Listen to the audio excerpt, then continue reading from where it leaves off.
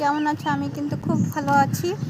আর আজকের দিনটা আরও বেশি সুন্দর, সো হ্যাপি আছি। ঠান্ডা ঠান্ডা ঠান্ডা থাকলে আরও বেশি ভালো লাগে। তো আমার কাওয়াদের খাবার দেওয়া হয়ে গেছে, এরা খাচ্ছে। আর এইটাই সব থেকে ভালো লাগে দেখতে, বুঝতে পারছো?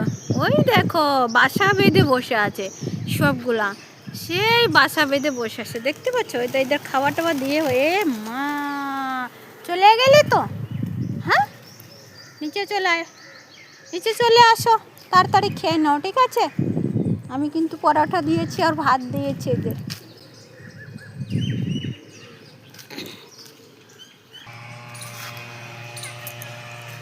তো বন্ধুরা, আমি না অন্যায় দেখলে বরদাস্ত করতে, সহ্য করতে পারি না। অন্যায় তো আমার একদম আগুনের মতন লাগে, চাই ছেলে হোক চাই মেয়ে হোক।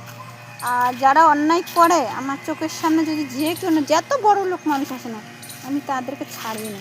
কেন জানো? অন্যায় জিনিসটা আমার এত যেমন লাগে যে একদম তিতা বিষ এমন মনে হয়, কেন জানি না এরকম হয়। আর সত্যি কথা বলে, যারই যে কোনো মানুষ, ছেলে মানুষরা বউর উপরে অত্যাচার করে, কিংবা অনেক মেয়েরা হয়, অনেক সময় হয়ে যায়।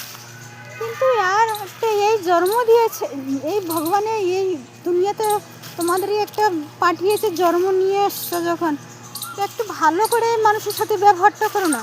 অনেক স্বামীরা আছে বউদেরকে যেমন মনে হয় এটা আমার চাকরানি, এটা আগের দিনে হতো, এখনকার দিনের ছেলেরা এরকম করে না।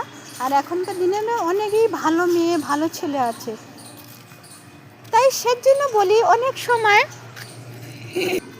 হাজ করে যদি বিয়ে করার ইচ্ছা থাকে, তাহলে আমার হিসাব মতন নিজেকে নিজে তৈরি করো। কী রকম ছেলে তোমার দরকার, কী রকম মেয়ে তোমার দরকার, সেটা নিজে মনের ভিতরে সবসময় গেঁথে রাখো।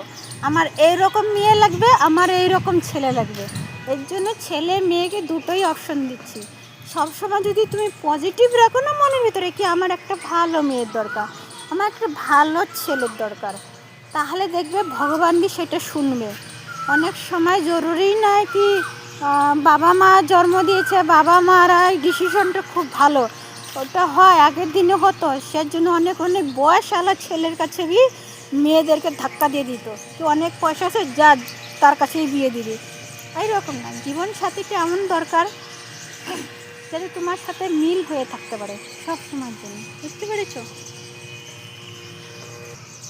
জীবন সাথীটা এমনই দরকার, চাই প্রেম করে বিয়ে করো, চাই বাবা মার পছন্দে বিয়ে করো, নিজের